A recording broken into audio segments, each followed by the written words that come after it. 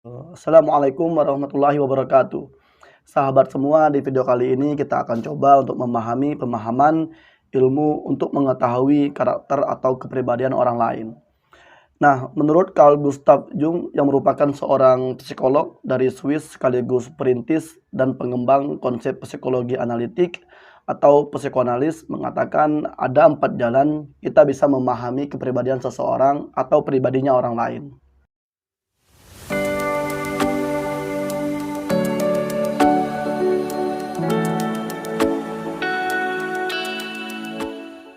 Pertama, memahami gayanya berekspresi. Kedua, memahami caranya memperoleh informasi. Yang ketiga, memahami caranya memutuskan atau mengambil keputusan. Yang terakhir, memahami caranya bertindak. Nah, itulah 4 gaya atau 4 jalan kita untuk mengetahui bagaimana karakter atau pribadinya orang lain. Kita coba bahas satu persatu. Yang pertama, gaya berekspresi. Ada 2 perbedaan tipe kepribadian seseorang dilihat dari gayanya berekspresi. Yang pertama, ekstrovert. Yang kedua, introvert. Perbedaannya, orang tipe ekstrovert, dia fokus pada aspek lahir.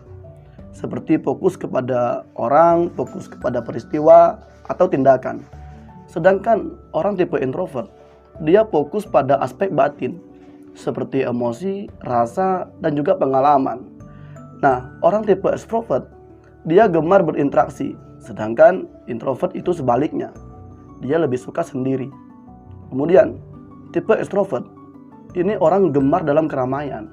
Sebaliknya, tipe introvert, orang suka ketenangan, kedamaian, atau kontemplatif. Kemudian, extrovert, orang ini lebih suka kepada hal-hal yang sifatnya aksi. Sedangkan tipe introvert, orang lebih suka kepada hal-hal yang bersifat refleksi. Kemudian untuk tipe extrovert, dia lebih fokus kepada keluasan. Sedangkan introvert, dia lebih fokus kepada kedalaman. Introvert lebih suka didengar dan juga dilihat. Sebaliknya, kalau tipe introvert, orang-orangnya yaitu lebih suka mendengar dan melihat. Nah, ini 2 perbedaan yang sangat signifikan. Kalau kita mengamati orang-orang di sekeliling kita, paling tidak kita bisa membedakan dari 2 tipe ini. Kira-kira teman kita atau adik kita masuk kategori tipe yang mana. Berikutnya, memahami caranya memperoleh informasi atau pengetahuan. Jangan memahami kepribadian yang lain dalam rangka agar kita cerdas secara sosial. Berpikir sosial yang canggih adalah memahami lawan bicara dari cara dia memperoleh pengetahuan atau informasi. Dalam memperoleh informasi juga ada 2 tipe. Yang pertama, sensing, yang kedua, intuiting. Tipe sensing yaitu memahami secara materi, pemahaman berdasarkan yang kelihatannya saja yang menggunakan panca indera. Kalau intuiting, dia memahami dengan intuisi, dengan inspirasi, dan juga dengan imajinasi. Tipe sensing ini fokusnya masa kini yang nampak dan kelihatan secara detail. Dan ini sifatnya khusus. Nah, tipe intuiting fokusnya yaitu kepada masa depan. Kemungkinan-kemungkinan yang bisa terjadi dan sifatnya lebih luas, lebih umum, general. Kemudian tipe sensing ini alat utama dipercaya yaitu panca indera. Beda dengan intuiting. Alat utama yang dipercaya adalah intuisi, inspirasi, imajinasi, atau kata hati. Tipe sensing ini memperhatikan secara detail. Beda dengan intuiting. Intuiting itu dia memperhatikan kesan dan juga dengan perspektif yang luas, dengan cara pandang yang luas.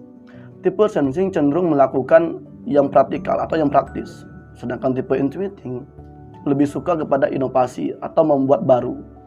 Kemudian juga tipe sensing, dia cenderung konsisten untuk melaksanakan tradisi-tradisi yang sudah ada atau menjalankan aturan atau norma yang sudah ada. Sebaliknya, tipe intuiting fokus kepada kesempatan untuk melakukan inovasi.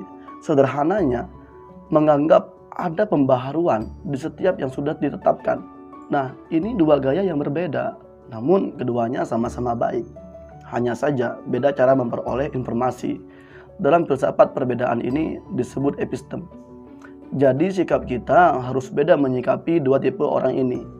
Orang yang suka intuiting, jangan dipaksakan patuh kepada aturan. Dia akan sangat tersiksa. Kalau begitu cara kita di depan mereka, itu artinya kita tidak cerdas secara sosial, tidak mampu berpikir sosial dengan baik. Akibatnya, hubungan kita dengan orang lain mudah rusak atau tidak harmonis. 3. Cara memutuskan atau cara mengambil keputusan. Dan ini juga terbagi menjadi dua. Yang pertama, thinking atau berpikir. Yang kedua, feeling atau yang merasa. Tipe pertama, tipe thinking, tipe berpikir, memutuskan secara objektif, memakai logika, melakukan analisis logis untuk menentukan sebuah kebenaran. Sedangkan tipe feeling, memutuskan secara subjektif, memakai perasaan. Kebenaran itu ditentukan oleh rasa atau hati. Nah, ini perbedaannya. Kemudian perbedaan berikutnya, kalau tipe thinking cenderung melakukan analisis logis atau yang rasional. Sedangkan tipe feeling standarnya adalah nilai-nilai yang sudah ada. Kemudian tipe thinking kadang terasa kaku dan tidak fleksibel. Kalau A, kalau B, B. 1 tambah 1 sama dengan 2. Nah, sedangkan tipe feeling dia lebih luas dan adaptif.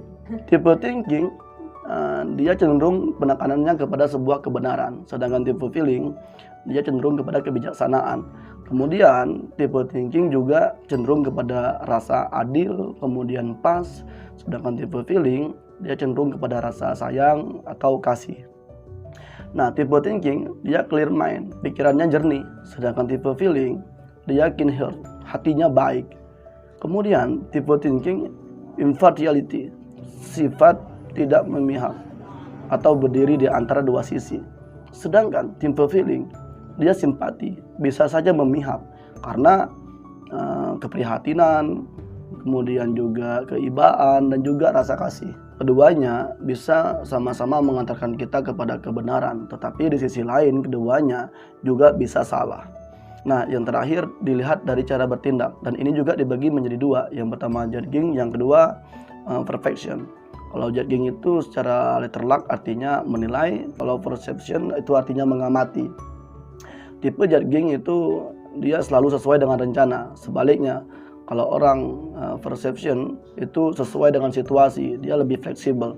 Kalau judging itu orang yang memiliki kepribadian, setiap apapun yang dilakukan, dia memilih rencana yang terbaik. Kemudian perception terbaliknya, dia selalu terbuka terhadap alternatif baru. Kemudian tipe judging lebih fokus mengatur dan menuntaskan rencana. Sedangkan perception dia selalu siap menghadapi perubahan dan ketidakpastian. Nah, itulah 4 jalan atau gaya memahami karakter atau kepribadian orang lain. Hal ini bertujuan memudahkan dan menjaga kita dalam bersosial. Sebab sebagai makhluk sosial, manusia tidak lepas dari interaksi dan komunikasi untuk saling membutuhkan satu dengan yang lain. Demikian, wassalamualaikum warahmatullahi wabarakatuh.